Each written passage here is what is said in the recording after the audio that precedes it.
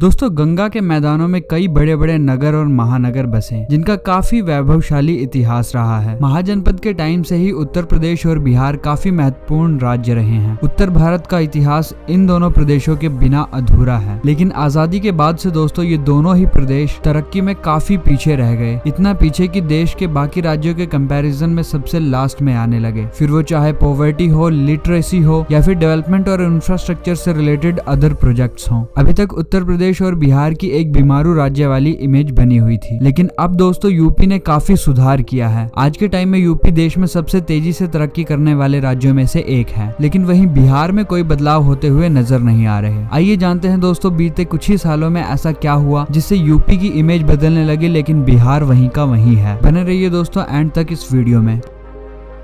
दोस्तों, यूपी एक बड़ा राज्य है। बिहार के मुकाबले पॉपुलेशन और एरिया में भी ये बिहार का डबल है, लेकिन सिर्फ इस वजह से इस राज्य ने तरक्की नहीं करी। अगर हम पर कैपिटा इनकम भी देखें तो भी उत्तर प्रदेश की ज्यादा है। उत्तर प्रदेश ने अपने यहाँ पर कई उद्योगों को स्थापित किया है। कानपुर, नोएडा, लखनऊ जैसे बड़े शहर विकसित हुए हैं। यहाँ के शहरों में तेजी से विकास और इंफ्रास्ट्रक्चर में सुधार हुआ है। इसके अलावा यूपी ने आत्मनिर्भर राज्य बनने की दिशा में कई कदम उठाए हैं। यहाँ की गवर्नमेंट ने कई पॉलिसीज लागू करी है, जिसके तहत लोकल प्रोडक्ट्स को प्रमोट किया है। दोस्तों, यूपी में कोई भी सरकार 2 बार तक लगातार नहीं बनी। इस वजह से हर टेन्योर में बदलती गवर्नमेंट ने अपनी अलग अलग पॉलिसी लगाई और अपने अपने तरीके से स्टेट को ग्रो करने में योगदान दिया। लेकिन इस बार भी दूसरी बार बीजेपी गवर्नमेंट बनी है और उन्होंने अपनी पॉलिसीज कायम रखी हैं। इस वजह से उनको ज्यादा समय मिल पाया है और उनकी पॉलिसीज सक्सेसफुली इम्प्लीमेंट और ग्रो हो पाई हैं, जिसकी वजह से स्टेट को काफी फायदा हुआ है। लेकिन दोस्तों, अगर बिहार के केस में देखें तो ऐसा नहीं है। बिहार में करीब 15 साल तक लालू गवर्नमेंट रही थी, जबकि उनके राज में कोई खास ग्रोथ हुई नहीं। ऊपर से भ्रष्टाचार और जंगल राज हो चुका था। बिहार की इकोनॉमी अधिकतर खेती पर निर्भर है। इंफ्रास्ट्रक्चर और इंडस्ट्रियलाइजेशन की कमी है और गवर्नमेंट ने ऐसी पॉलिसीज अपनानी भी नहीं चाहिए जिससे कि इंडस्ट्रियलाइजेशन को बढ़ावा मिल सके। वहीं दूसरी ओर यूपी में गवर्नमेंट्स ने इंडस्ट्रीज को और अदर कंपनीज को अपने राज्य में लाने के लिए कई स्कीम्स लॉन्च की थी। दोस्तों, यूपी और बिहार दोनों ही राज्य में शिक्षा में सुधार की काफी जरूरत है। यूपी ने इस क्षेत्र में काफी कदम उठाए हैं। यहाँ के कुछ शहरों में अच्छे इंजीनियरिंग और मैनेजमेंट कॉलेज हैं, जैसे IIT कानपुर, IIM लखनऊ